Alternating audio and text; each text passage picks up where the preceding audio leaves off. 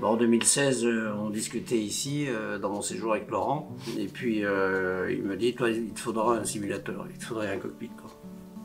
Je dis, ouais, ce serait une bonne idée. Et donc, il est parti un jour, il est parti voir son fournisseur dans le nord de la France, et puis il est rentré de Lille, il est passé chez moi vers 3 h du matin. Il m'a gentiment réveillé en me disant viens dehors avec moi. Et il a ouvert le coffre et il y avait une partie d'un simulateur à 320. Et voilà, donc ça a démarré comme ça. Et puis donc il y a un copain qu'on connaît, qui est pilote professionnel, sur Dreux. Il a vu qu'on installait donc qu'on faisait un cockpit et il m'appelle Laurent. Il dit voilà, moi je suis pilote pro, j'ai pas le temps de faire du simulateur, moi je peux te proposer l'overhead, le panneau supérieur, entièrement câblé en USB. Et nous on l'avait, mais il n'y avait que des trous quoi, à la place des boutons. Il fallait installer les boutons, les câbler, mettre les LED et tout ça.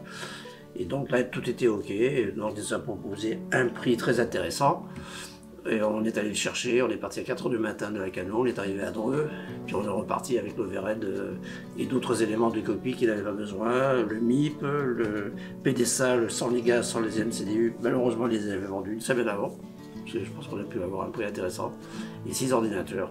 Et on est rentré avec ça, et donc on a pu continuer l'installation. C'est Laurent évidemment qui a fait 99% du boulot, parce que lui, il a l'expérience de son simulateur 737. Et surtout le SIOC où il faut faire du câblage. Et ça a mis un peu plus de 2 ans. Quoi.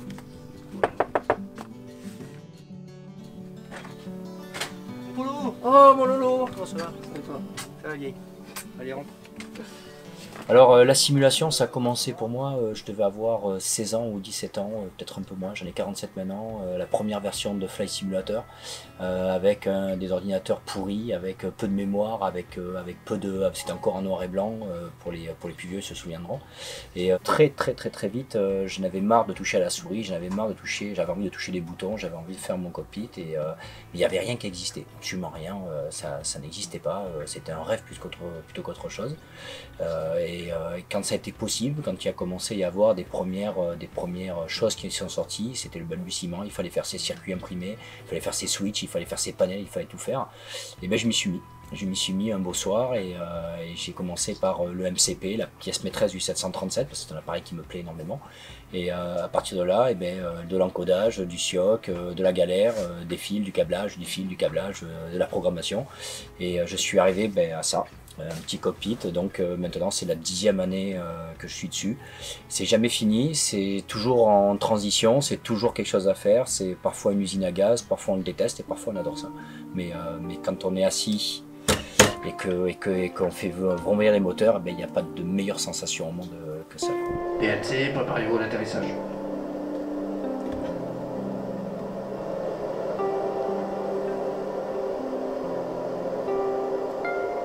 Il y a 2 ans, Laurent m'a fait la surprise de m'amener chez moi Éric Trappier, qui est le grand patron d'Assaut Aviation, dont j'étais trop fier.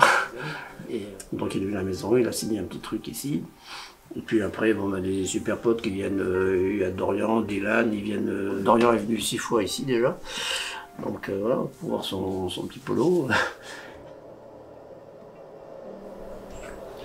Mon père, radio navigant sur Bombardier Bloc 200. Capitaine de l'armée de l'air. Ici, la Passion. On est à moins de 220 nœuds, on y est, ici, Rayette. Réacteur, nous sommes en finale 05, littoral 269. Littoral 269, autorisé atterrissage piste 05, vent 040 degrés, 7 nœuds. On atterrit 05, littoral 269. On va essayer.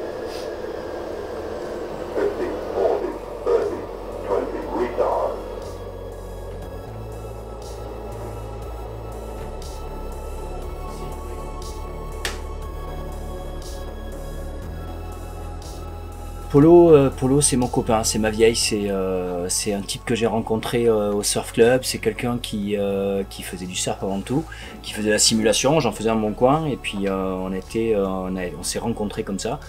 Et c'est passé, mais alors direct, le courant est passé direct. On est initié au monde d'Ivao, donc au monde de la simulation avec un réseau, avec de la phraséologie. Et puis j'ai construit son premier setup plutôt que cockpit.